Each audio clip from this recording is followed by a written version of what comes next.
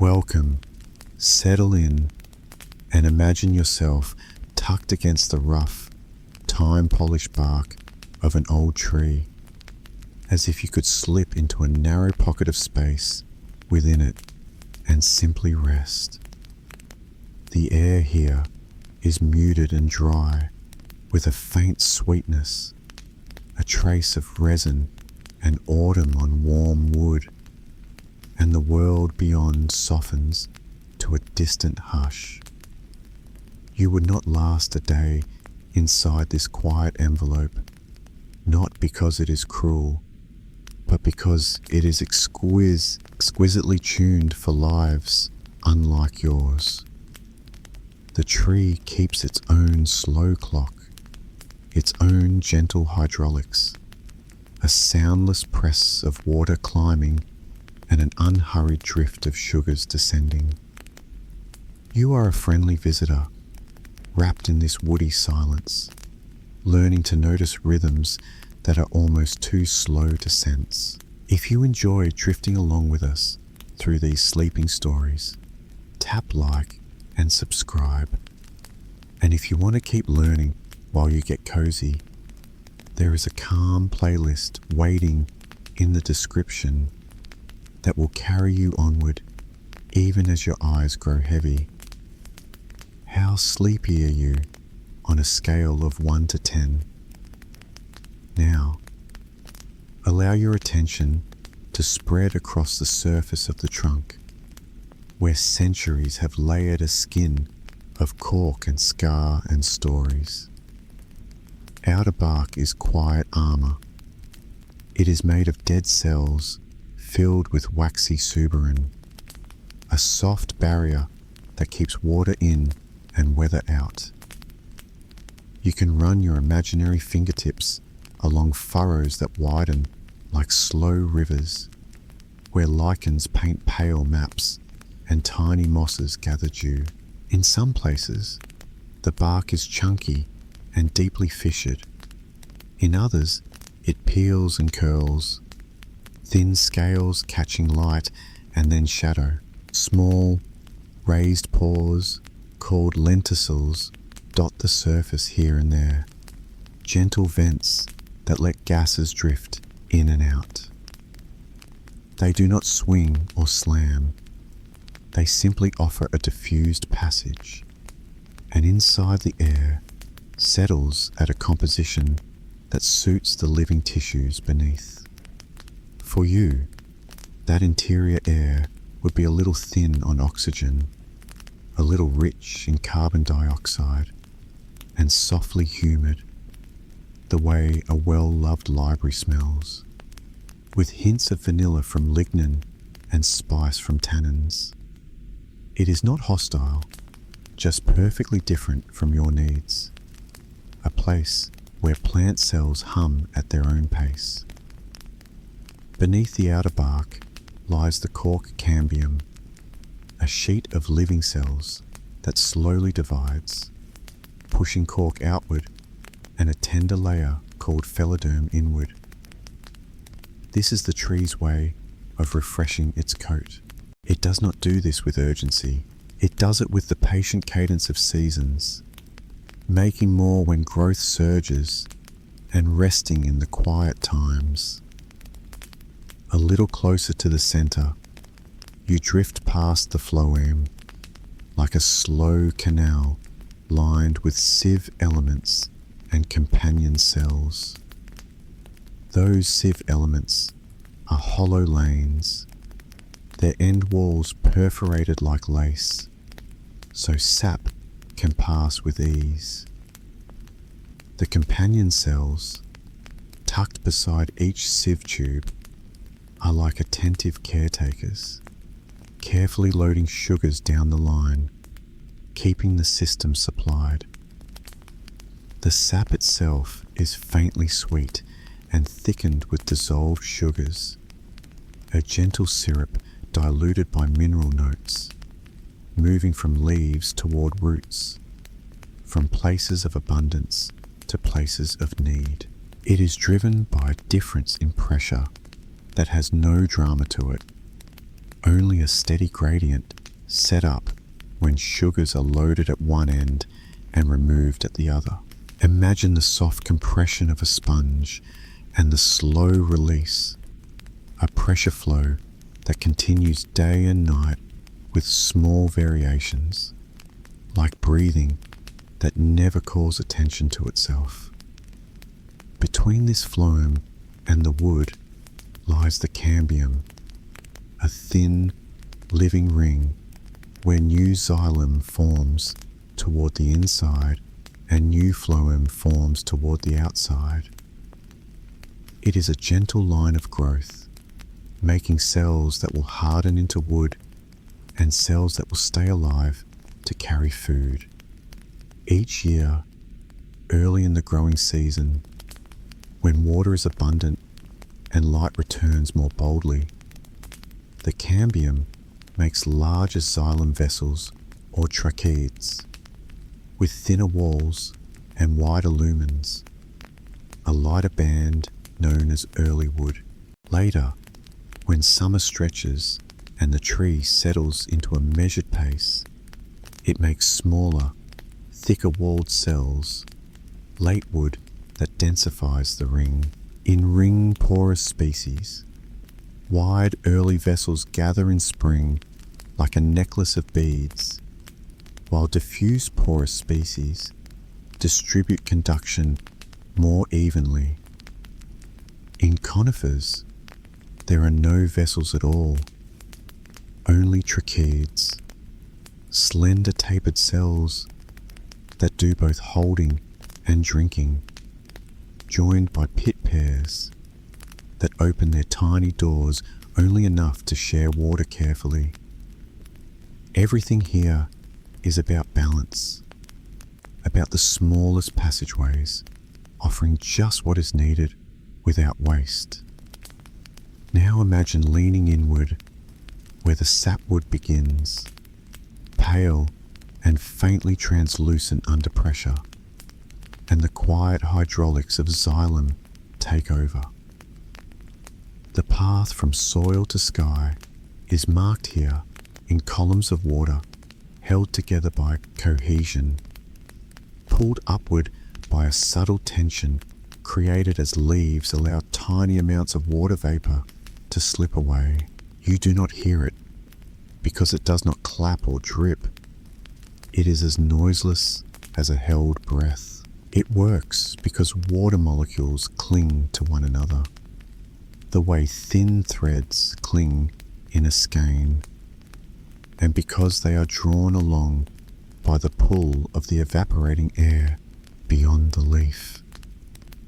Physical forces give names to this, but your senses can simply picture a calm, continuous strand. The pressure in that strand is not like the pressure in a pump, not pounding or pushing. It is negative pressure, a gentle pull, as though the tree is softly sipping from the sky. Each xylem conduit is a tiny pipe. In broadleaf trees, they are vessel elements, stacked open end to open end, with delicate perforation plates. Between adjacent vessels are pit membranes, ultra-thin sieves that let water pass while filtering out large bubbles and stray particles. In conifers, the pit is a small valve with a torus and margo, a central thickened pad and a delicate mesh around it, like a tiny parachute that can block a leak if a conduit fails. These structures speak of prudence more than power. The tree never pulls harder than it must. It favors safety and redundancy, many small paths rather than a few large ones, when the habitat demands caution. The gentle rhythm continues through the day, rising when sunlight warms the leaves and air becomes thirsty, easing at dusk when the air grows damp again and the leaves relax their pores. In leaves, the gatekeepers are stomata, microscopic mouths that open and close with a nimble choreography guided by light, humidity, internal water status, and the rhythms that lie in plant cells like the ticking of a soft clock. When the vapor pressure difference between leaf interior and air is high, water leaves more readily and the tension in xylem grows. When it is low, the tension eases, as if the tree takes a long, low sip rather than a quick one. If the air becomes very dry or soil water scarce, the tree lowers the draw by closing stomata a little, accepting a slower pace of photosynthesis to keep its water columns intact. Some species can tolerate a stronger pull, others are cautious. Old trees often lean towards steadiness, preferring to keep a small safety margin rather than chase brief surges. Inside this serene system, light plays a special role. Imagine that you are nestled in the bark on the shaded side of the trunk, and that the canopy above is filtering the day into a soft greenish wash. The leaves you cannot see are negotiating with the light they do receive. In shade, photosynthesis curves upward gently, but never with a rush. There is a compensation point, a quiet threshold where the sugars made by light balance the sugars used by respiration, and beyond it, a modest surplus builds with every photon captured. In deep shade, under an old canopy, light is precious. There are sunflecks that stroll across leaves for seconds or minutes, small gifts, and leaves are ready to catch them with a quick rearrangement of enzymes and electron carriers. Shade leaves are built thin and wide, with more chlorophyll per unit area, confident not in strength, but in sensitivity. They can make use of low light without wasting investment on heavy structures. Sun leaves, in contrast, thicken and fortify, built for bright conditions, but high up where wind and light are stronger. In a forest dominated by elders, a slow deficit of light near the ground shapes every decision. Seedlings pause or grow with great restraint, storing non-structural carbohydrates when they can, using them sparingly when they must, and waiting for a branch to fall or a gap to open. The tree itself extends branches where it makes sense, trims internally where light no longer pays, and lets the unseen storehouses of starch in wood and rays buffer the ebb and flow. If you imagine wedging yourself a little deeper into the tree, you would feel that these storehouses are wide but quiet. Wood rays, sheets of living parenchyma radiating from the center outwards, are storage and service corridors. They house starch granules like tiny moonstones, ready to dissolve when spring calls for energy to wake buds, or when stress asks for sustenance. In winter, many trees reduce metabolic tempo, and the slow clock becomes slower still. In spring, stored sugars feed cambium and bud primordia, fuel the first flush of leaves before the new light can truly pay the bills. The flow in the phloem picks up at those times, and the xylem wakes to its new season of lifting water. The pattern returns again and again, like a chant shared across generations, always familiar and always slightly renewed. As you remain quietly in the bark, you notice that temperature is damped here, The outer bark takes the first swings of day and night, warming a little more in sun, cooling a little more under the stars. Beneath that, the living layers experience gentler shifts. This is another way the tree keeps steady. Enzymes that load sugars, cells that divide in cambium, membranes in xylem and phloem prefer this soft moderation. In hot seasons, the bark radiates heat at night, and inside the air is slightly cooler than outside. In cold seasons, thick bark offers insulation. Together with the slow changes in light, this makes a comfortable sense of time, as if the tree breathes in days rather than in hours. Far below, roots explore the soil, and they bring their own quiet stories to the trunk. Root hairs press into film-thin layers of water along soil particles, where minerals dissolve and microbes taste the world. Much of the water movement across root tissues is guided by gradients of water potential, passing through cell walls and spaces between cells in the apoplast, and through the interiors of cells and plasmodesmata in the symplast. At the endodermis, a waxy band called the Casparian strip stops the apoplastic shortcut and gently forces water to pass through membranes, allowing the root to choose what enters. Mycorrhizal fungi lace through the soil and wrap around fine roots, expanding the reach into tiny pores where roots alone would find it hard to fit. Some of these fungal partners form a sheath around the root tips. Others enter the root cortex and share their arbuscules, tiny branching exchange rooms where sugars from the plant are traded for minerals and water from the soil. It is a partnership old enough to be instinctive. Nothing about it is rushed. Even when rain is generous, roots and fungi take what they can use without waste.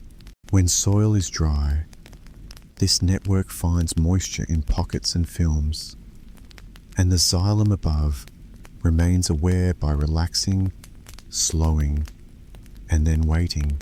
Back in the xylem, a quiet hazard can occur when the pull grows too strong or when a sudden freeze thaws rapidly. Small embolisms appear, pockets of gas that interrupt the column of water. They are not loud, they are more like still spots in a flowing river. Trees have many strategies to limit these events and to confine them. Narrower conduits are safer. Pit membranes do not open enough to let large gas pockets pass. The torus can seal a pit in conifers and isolate a problem. At night, when tension drops, some species can resolve small embolisms, allowing dissolved gases to re-enter solution. In spring, when root pressure sometimes rises, particularly in species like maples and grapevines, positive pressure can push gas bubbles back into solution. The tree leans on redundancy too. Many conduits parallel each other. If one path pauses, others continue, and the canopy remains fed and watered. Through this quiet safety net, old trees persist, year after year, their hydraulics modest and resilient.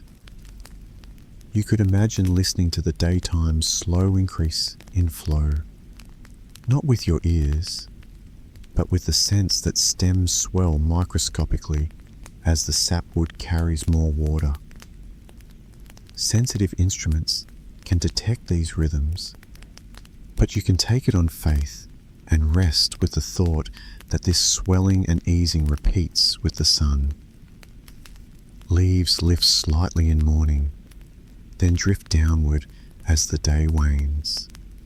Sapwood moisture content follows a calm arc. Phloem pressures move with the supply and demand of sugars, influenced by light and the needs of growing tissues. All of it plays out under the soft constraint of light availability. When clouds drift in, stomata relax and water pool eases. When they drift away, the process resumes. In shade, the leaves accept the slower tempo and still fill the downstream sieve tubes. It is a living evidence that abundance can be gentle. Consider the vertical setting of old trees, where the topmost leaves meet brighter skies, while lower leaves live in deep shade.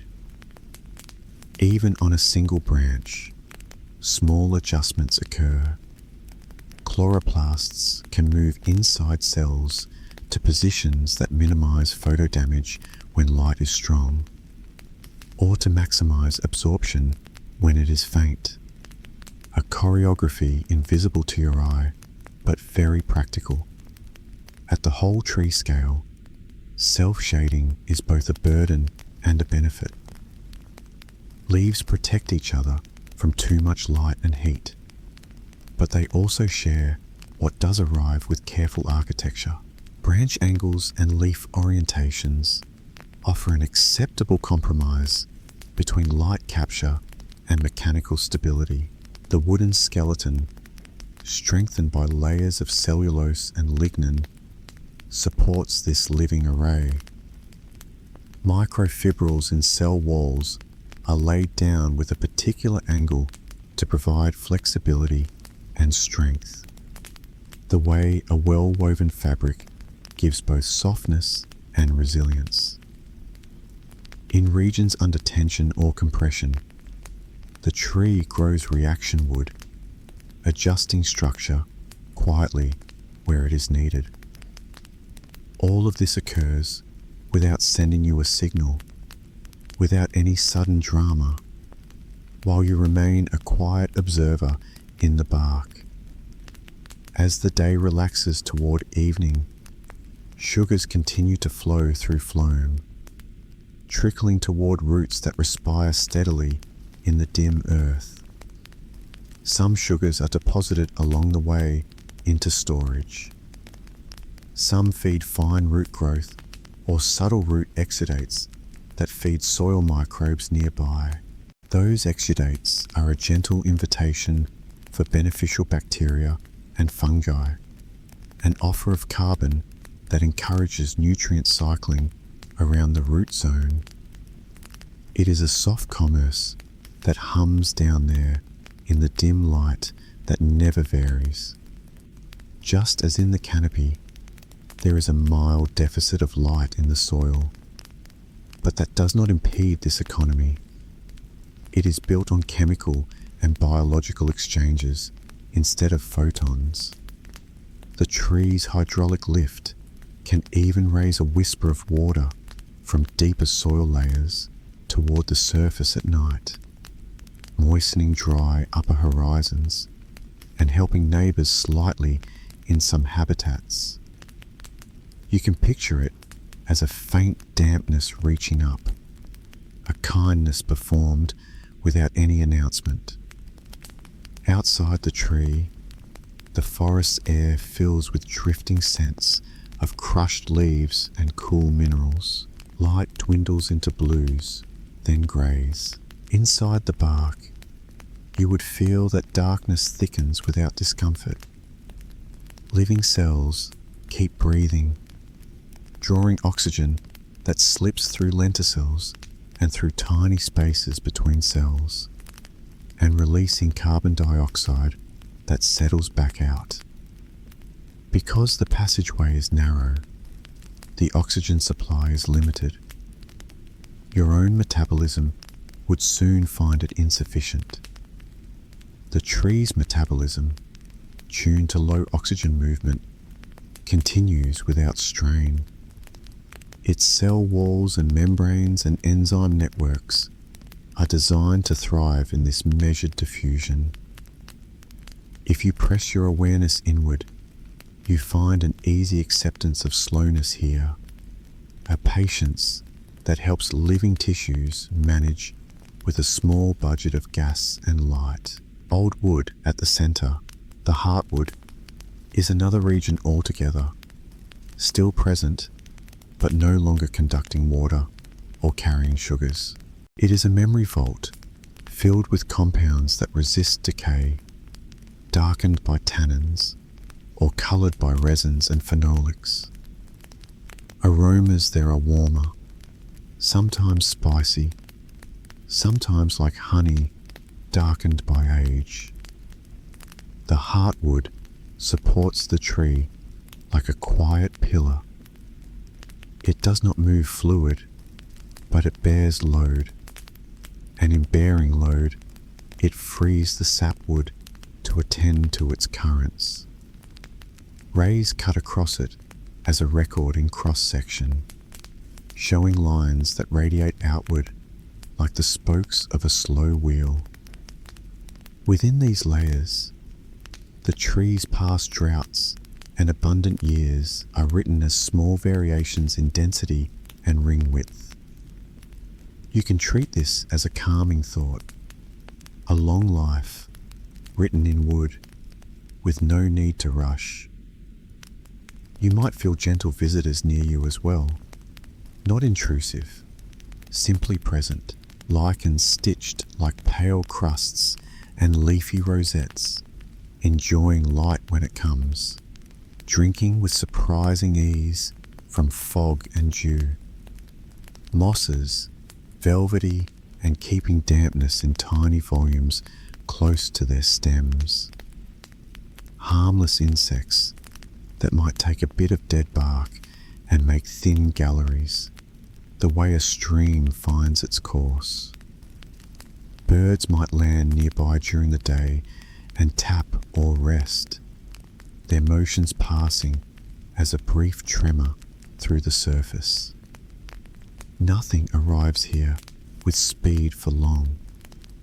Everything slows and matches the tempo of the bark. Across seasons, the hydraulics adjust. In spring, when leaves are new and air is still cool, water movement rises with a contented confidence, supplying expanding tissues and new growth. In summer, if air dries and heat becomes steady, leaves cool themselves by evaporating water, balancing their needs against safety, and xylem holds the columns intact. In autumn, as days shorten, the tree draws down its activity and sends messages through hormones and sugars, telling leaves to retire and revealing pigments that glow for a while before they fall.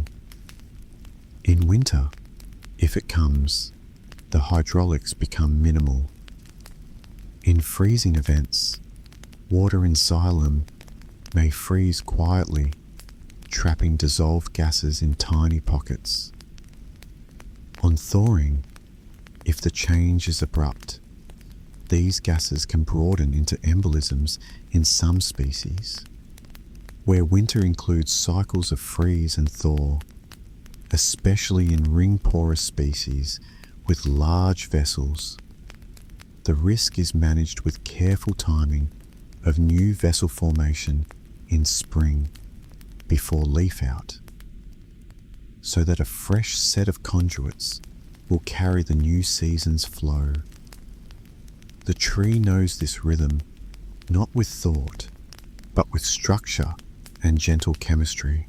The slow deficit of light near the forest floor does more than shape leaves. It shapes the tiny beings that live on the bark as well. Algae and cyanobacteria that partner with fungi to form lichens choose microhabitats according to brightness and moisture. Some prefer the north-facing side, cool and stable. Some like a mid-trunk perch where fog lingers, the micro-textures of bark grooves make small refuges from sun and wind. A crinkled landscape where micro-scale climates vary by a few degrees and a few drops. Seedlings that sprout near the trunk learn that the early days demand careful budgeting. Many hold in place, directing energy to roots, keeping leaves short and low, waiting for chance. Roots of the old tree, meanwhile, thread through soil layers where pockets of light never arrive at all, but where energy flows through the gradient of chemical bonds. Life here hums with oxidation and reduction, with mineral dissolution, with unhurried exchanges that benefit the tree and all its quiet neighbours. To think about light as a budget, you can imagine a ledger where every photon that reaches a chlorophyll molecule is a small deposit. When conditions are gentle, these deposits accumulate to pay for growth and repair, and for the steady maintenance of living tissues. When conditions are dim, the ledger fills more slowly. The tree keeps itself solvent by lowering demand, by making leaves that sip rather than gulp, by letting shaded branches retire when they no longer keep their own accounts balanced. A branch in deep shade for many seasons slowly transitions from living to stored wood until eventually it detaches or is pruned by a small wind. This is not sad, it is tidy housekeeping. The wood returns to the forest floor, to the soft traffic of decomposers, and the tree continues, balanced. In the thin space you occupy within the bark, sound is special. You may notice the faint, grainy hush of wind filtered through crowns above, but here it arrives muted. Rain drumming on leaves becomes a distant murmur. Occasionally, if you stretch your imagination, the tree's own minute creaks and elastic shifts feel like slow, relaxed stretches after a long nap. Wood swells and contracts with changes in moisture and heat, the way a calm breath expands and settles. The rest is stillness. This stillness is not empty. It is filled with the confidence of a structure that has learned, over many years, how to stand without strain. Elsewhere on the trunk, resin canals and conifers meander like hidden streams, carrying sticky, fragrant coniferous balsam that can seal small injuries. In broadleaf trees, tyloses can form in vessels, airy bladders that block the old conduits and press a gentle seal to keep heartwood protected. These are part of the immune quiet of the tree, a way of keeping edges tidy and interior spaces safe. Bark itself can thicken in response to small disturbances, layering more cork cells, adding protection without noise. These responses seem like a form of patient attention, local and measured, never more than needed. The chemistry of the xylem sap has its own whispers. It holds dissolved minerals in modest concentrations, calcium for stabilized cell walls, potassium involved in guard cell behavior, magnesium at the heart of chlorophyll, a little nitrate or ammonium, traces of micronutrients like iron and manganese that help enzymes fold and function. Sap is mostly water, but the minerals it carries are essential, and the speed at which xylem flows controls how they drift upward. Flow rate is often slow in old trees, spread across many tiny conduits, and yet the delivery is adequate. Phloem sap is richer in sugars, almost like a barely sweet tea. During the day, mature leaves supply it from sucrose produced in the light, and in low light they still contribute, just more modestly, and the balance between sources and sinks remains satisfied. If you could see the world through the eyes of the cambium, you would notice that growth has direction, but also flexibility. When the axis of the tree leans slightly in response to wind or slope, cambium layers on the tension side in angiosperms or compression side in conifers add particular types of wood. Tension wood in hardwoods forms with a gelatinous layer rich in cellulose that contracts to pull the stem upright. Compression wood in softwoods is denser and forms on the lower side of a leaning stem to push it back up. This is the tree's way of remaining poised. It maintains alignment gently, with small daily adjustments that accumulate over years, rather than trying to force a quick change. High in the canopy, leaves manage light capture with pigments beyond chlorophyll, including carotenoids that protect against excess, and anthocyanins that sometimes tint new leaves. When the sun is too intense, energy is released as heat through non-photochemical quenching, a safety valve that flares briefly but quietly at the molecular level. When light is scarce, the leaf's antenna complexes reorganize to catch more of the wavelengths that do arrive. Some of the faint light is green, reflected and transmitted by canopy layers above, and shade leaves learn to accept it. Chloroplast movement inside the cells changes the effective cross-section for catching light.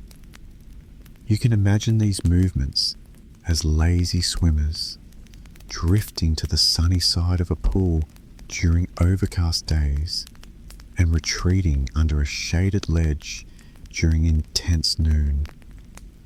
Around the trunk, epiphytes perch in some forests, their roots reading the humidity in the air, drawing nutrients from dust and leachates. They, too, live on the edge of a light budget, relying on sunflecks and bright mornings. The bark provides scaffolding, not hospitality beyond a place to hold and a gentle boundary that slows and stabilizes temperature and moisture. It is enough. A calm community assembles on this surface, each member taking what it needs, which is always modest. In heavy rain, the trunk is laced with rivulets that slide over the bark and dampen the surface. Some of that water finds cracks and grooves and moves downward by gravity. A little may seep inward through fissures or at knots where branches once grew. Most remains outside because bark is designed to keep water from saturating living tissues within. This design helps roots do the drinking while the trunk stays steady. Those roots are where water encounters the tree directly, where it crosses membranes and enters xylem, and where the positive pressures sometimes arise. Only occasionally, in some species and seasons, does root pressure become strong enough to push a sap upward, visible as droplets at cut stems, or as a gentle bleeding in spring. Even then, the sensation is tranquil, like dew that arrived from within. Deeper into the night, the forest air is still. If you breathe gently in your mind, Your imaginary breath blends into the calm around you. Your heartbeat slows. The tree's living tissues, those that remain active, continue in diminutive scale, measuring sugar levels, shifting ions across membranes, maintaining gradients, and letting information in the form of hormones and electrical signals move from one part to another. When a leaf dries a little more than its neighbours, a signal might move through phloem, a slow pulse of awareness prompting a careful response, perhaps a slight closure of stomata. When roots sense drying soil, they alter the blend of hormones travelling upward, encouraging modesty in leaf opening and growth. These communiques travel at the pace of a plant, and they sustain stability by fostering patience. Even wood itself seems to speak of patience. Cellulose microfibrils lay diagonally, spiraling softly through the wall layers so that the cell can stretch or resist, depending on the direction. Lignin stiffens the spaces between microfibrils, making the wood rigid enough to stand.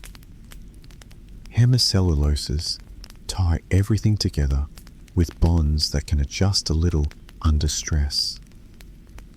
The resulting material breathes under load, not literally, but figuratively, as its fibers reorient and share the strain. Wooden columns can stand taller than the tallest animal, and they do it not with solid rods, but with composites of cells that began as living tubes and then accepted a second life as structure. If you listen again for water, you might wonder about the path through the leaf. The last leg of the journey is across the mesophyll, along cell walls, through narrow spaces, and finally to the evaporative surfaces that line the stomatal cavities. Here, water evaporates into the air within the leaf, and from there, the vapor diffuses out through the stomatal pores.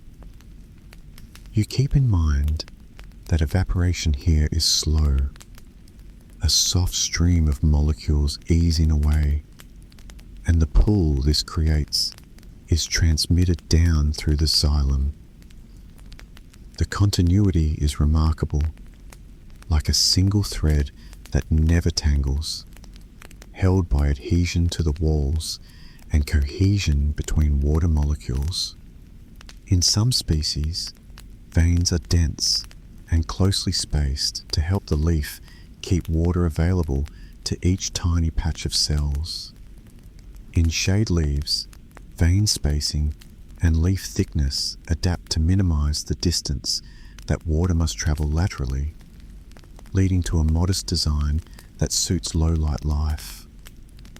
In the soft darkness of the bark, the world of microbes moves at a miniature scale.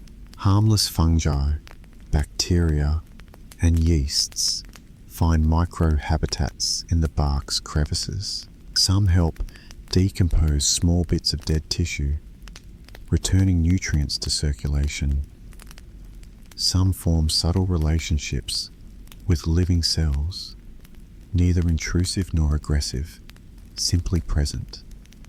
Their presence adds to the scent of bark, to the feeling that the surface is alive, even though most of what you see remains still.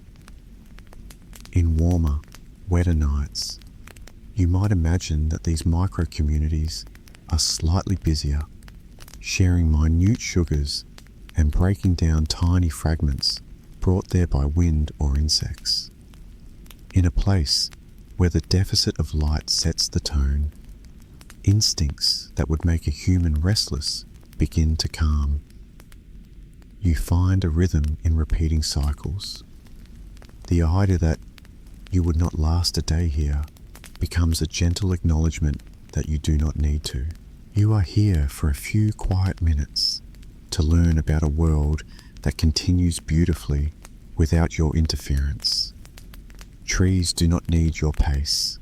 They need your respect, and they repay it by being the slow guardians of climate and habitat.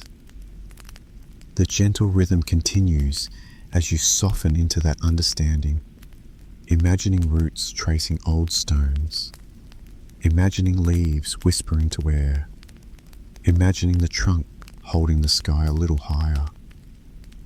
In early morning, dew may form along the bark's surface, tiny pearls that lodge in furrows and feed the epiphytes. As the sun lifts above the horizon, light pushes softly into the canopy. Low rays catch the edges of leaves and turn them thin and luminous. Photosynthesis wakes and turns on with a gradual rise. Stomata open wider, then settle to a sustainable aperture. Xylem tension increases to meet the demand. Phloem loading ramps up and sugars begin their descent. In old trees, this ramp is never too steep. It is a hill you could walk without effort. It is the kind of change that leaves you composed as you move. Around midday, the upper leaves are often the ones that manage heat most carefully. They dissipate excess light as heat, keeping their internal machinery safe. They trade a little efficiency for safety without remorse. Shade leaves below go on working, and they often carry much of the photosynthetic burden in old stands where the crown spreads wide. Light flecks track across lower leaves, and each fleck is a small feast, multiplied over hours into a meaningful contribution. Even on a cloudy day, the diffuse light penetrates better, and shade leaves may have one of their better days. This variety is part of what makes old trees stable. Diversity in microenvironments across one living being yields a diversity of responses that average into a smooth line. As you breathe out and in, imagining this, you can turn your attention to the trunk's interior plumbing. The equation that governs laminar flow in a pipe is not needed for sleep, but you can sense that narrower conduits slow water, and longer paths add resistance, and the tree grows many conduits to compensate. These small pipes trade safety for speed in ways that suit each species and climate. Ring-porous species with large early wood vessels embrace speed in spring, then protect their assets by making sturdier late wood. Diffuse porous species accept steadiness. Conifers commit to narrow, strong tracheids and clear resin defenses, and then simply outlast difficulties with patience. That is all you need to know to feel at ease with the idea that trees know what they are doing. As afternoon eases into evening again, daily variations settle, phloem pressure differences soften, as leaves slow production, stomata close a bit, and transpiration relaxes. In some species, carbohydrate reserves move into storage compartments in wood and cortex during the night, then move back out in day as needed. A quiet circulatory exchange that keeps the ledger balanced.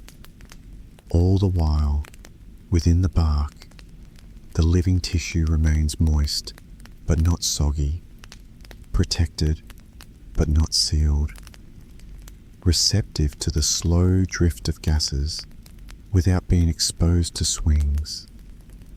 Still awake. Comment the secret word nebula. If your eyes feel heavy now, you can rest inside this imaginary bark pocket with the simple knowledge that everything continues whether or not you follow each detail. The gentle rhythm continues, and you can let it cradle you. The tree drinks slowly. It sips from the sky through leaves and gives back vapor that cools the air and forms part of clouds far away. It pulls minerals up like subtle flavors in a cup of tea, and it sends sugars down like nourishment to all who build and maintain the structure that holds it together. In the bark around you, cells divide with care and then settle to their task. Some are destined to become part of wood, a transformation from living conduits into supportive columns. Some will remain active for years, tending to storage and minor repairs, carrying messages across rays. You may drift through the thought of seasons changing again. In drought, leaves accept a smaller window and keep their pores a little tighter. The entire hydraulic column operates at a slightly different set point, and the tree's margin of safety becomes more precious. In rain after drought, water flows flow again, air dissolved, tension relieved, tiny cracks resealed by the passing of time and the easing of stress. In floods, if they come, roots deal with low oxygen by forming parenchyma, porous tissues that let gases travel from above to below, a quiet adaptation that protects living cells. In cold, sugars adjust, protecting cells from freezing by lowering the freezing point and stabilizing membranes. These measures feel like the tree wrapping itself in a shawl, using what it has to remain calm. Under a bright moon, the forest might see slight flows of water and sugar continue, almost unchanged from night's earlier phases.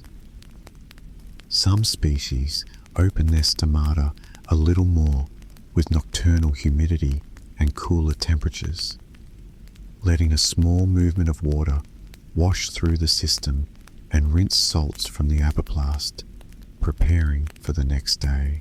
The moonlight itself is too faint to feed much photosynthesis, but it adds to the mood, a silver underpainting to the dim greens. You can accompany these details if you like, but the beauty of this story is that you need not hold them tightly. They simply soothe and occupy the mind while sleep drifts closer. If you prefer to linger on structure, picture the arrangement of pits between tracheids in a conifer, torus, and margo, forming a circular design at each connection. The torus is like a button, thick and capable of sealing the opening if pressure differences threaten. The margo is like lace, delicate strands that allow water to pass when all is balanced. In broadleaf trees, think of simple pit membranes across side walls, ultra-thin sheets of cellulose and pectin with nanopores that allow water to move while keeping air at bay. These too embody measured safety. In old wood, tyloses and gums and resins accumulate, sealing windows that once looked openly from vessel to vessel, converting unused rooms into storage chambers or barriers. With each year, the interior becomes stronger and more inert, while the outer rings keep the living tasks in hand. Outside, you feel the possibility of a small breeze. Leaves shiver, whole branches bend slightly, and trunks transmit a low creak, a comfortable sound like a chair shifting. This flexing keeps the tree alert but not anxious. It prompts roots to grow thicker where needed, cambium to deposit wood in ways that oppose next time's sway, leaves to align just so. Even the bark, weathered and checked, adjusts as tissues beneath renew. Decades of this, and you have a column that holds still from a distance, but up close, always participates in a quiet dance with air. Rest in the knowledge that this old tree is part of a network larger than itself. Roots touch the edges of other roots, not necessarily entwined, but close enough that mycorrhizal connections can span from one individual to another. Sugars sometimes flow toward shaded seedlings, minerals toward trees under stress. These are not sentimental gifts. They are strategic and emergent, but they create a community effect, the way a city's lights form a soft net on a distant hillside. In a setting with a slow deficit of light, shared resources can bridge tough years, and the forest persists like a choir holding a note together. When water is scarce for long periods, old trees can draw on stored carbohydrates to maintain living tissues while growth pauses. This maintains the phloem, the cambium, the roots at a minima that keeps the system viable. If scarcity persists, branches with low light and low return on energy can be gently retired. Bud formation reflects the energy status of the tree, conservative during lean times, generous when water and light return. None of this startles. Nothing collapses in a rush. The tree chooses thrift and waits. Beneath your resting spot is a story of bark that thickens over a life. Fire-adapted species carry thick armor that insulates cambium from brief heat. Others shed thin bark plates that flake away, cleaning the surface of lichens and insects without harm. Still others carry smooth bark that peels in papery curls, reflecting light and heat. Whatever the style, the purpose is the same: to be a calm boundary between the world and the living core. If you press your attention toward this boundary, you can almost feel the exchange of tiny amounts of gas through lenticels, the microclimate that builds by day and evens out by night. Your thoughts may wander to the mathematics of water potential, to the neat accounting of solute and pressure and gravity, but they do not need to stay there. It is enough to know that water moves from more generous potentials to less generous ones, and that the leaf's evaporating surfaces establish a gentle pool that persuades the whole column to follow. Gravity does its steady work, making upward travel slow, but adhesion to cell walls and cohesion within water make it possible. The tree does not fight gravity with pumps or muscular walls. It partners with physics. That partnership is elegant, almost meditative in its simplicity. If rain returns after a dry spell, bark can take on a darker color and scents intensify. Tannins moisten and smell a bit like tea. Phenolics rise and offer a soft spice. Some animals notice and come closer. Slugs wander along the surface at night, and small amphibians hide in the cool spaces during the day. Birds peel back flakes of bark, seeking insects that hid beneath. Each of these visitors makes only brief claims on the tree and then moves on, and the trunk persists, patient and unhurried, a constant in a moving story. To the west, in another stand, an old conifer and an old broadleaf might stand together. The conifer's tracheids ensure that failure travels only short distances if it occurs. The broadleaf's vessels carry generous flows when water is abundant. In a drought year, the conifer may fare better. In a year of steady rain and mild temperatures, the broadleaf may grow more. Both listen to light quietly, and both accept the slow economies of shade. If an opening appears in the canopy, light spills where it had not for a long time.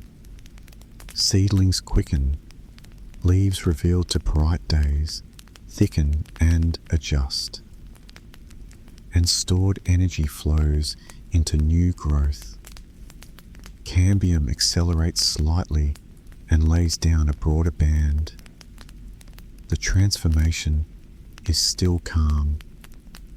An old tree opens buds, held in reserve, extends shoots a little farther, dries rain faster, and breathes a little more freely.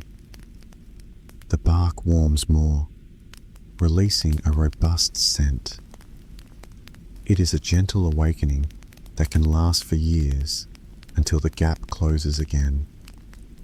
Light budgets climb toward comfort and then settle back toward modesty. The story flows. Inside the bark, water movement keeps to its guidelines. If the day is cooler and humid, the tension line lifts from a deeper negative to a milder one. A visitor attuned to numbers could assign values in megapascals, but you prefer to stay with the feeling that everything sits closer to zero when the world is gentle and pulls harder when the air is dry and bright. Xylem conduits hum quietly under these varying draws. Phloem flows broaden in bright times and narrow when light recedes. The whole system is tuned to supply without surplus, a sign of wise thrift. Morning again, and you picture dew on needles or leaf edges, tiny pearls refracting light into soft halos. Waxy cuticles shine and shed excess water. Stomata open enough to exchange gases while avoiding flooding. Some species can take a bit of moisture through the leaf cuticle or through bark and feed the interior a sip, a minor supplement. It is not the main supply, but on foggy coasts and in cloud forests, such fog drip and foliar uptake can matter, forming a slow drizzle into the xylem pool that lightens the load.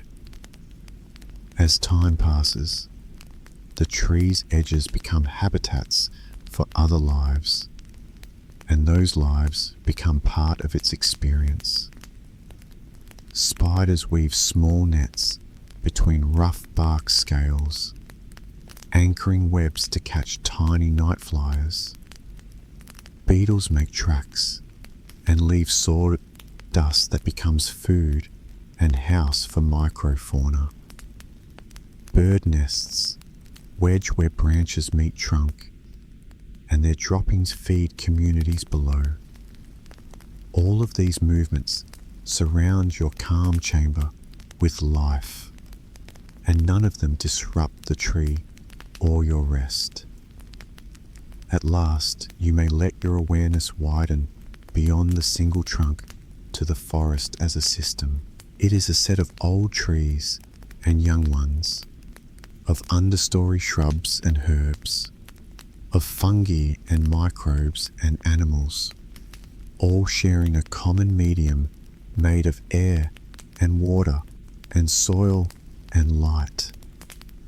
In daytime, The forest draws in carbon dioxide and breathes out oxygen and water vapor, balancing the air itself.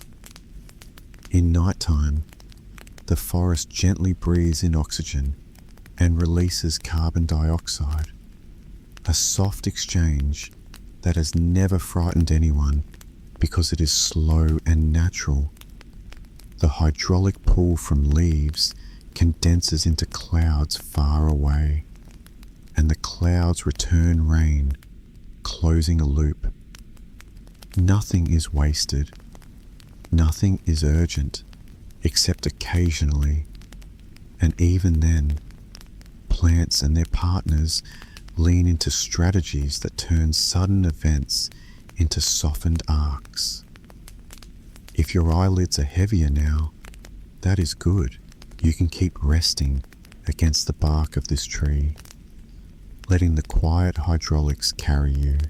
You can imagine the sun taking a bow and tiptoeing off stage, handing the scene to stars that blink between branches. You can imagine the earth turning, continents breathing heat out into space as the night continues, drawing breezes that the canopy gently breaks. In the morning, you will feel refreshed, and this imagined tree will still be here, unhurried.